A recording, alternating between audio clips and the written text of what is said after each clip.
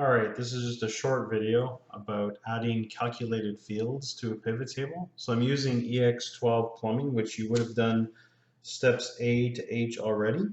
I'm just jumping up to step I of the independent challenge number 4 of module 12.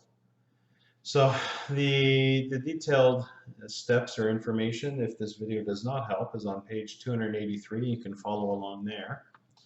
In our case, we want to add an calculated field called average sale. So if in your Excel, click in your pivot table, you want to click on Analyze. And what we want to do is click the button that says Fields, Items, and Sets.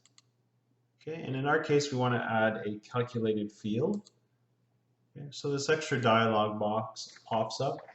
In our case, we want to call this the average sale. Okay, and we want it to be equal, and let's double click on revenue, divided by number of contracts. Click OK. And where did it go? Oh, it's not turned on. So I'll add that back in. Average sale is now one of our values. So you'll see that it adds into each of the various sections. However, we don't need a sum of average sale. So in our case, we want to actually change this label to just say average. Okay.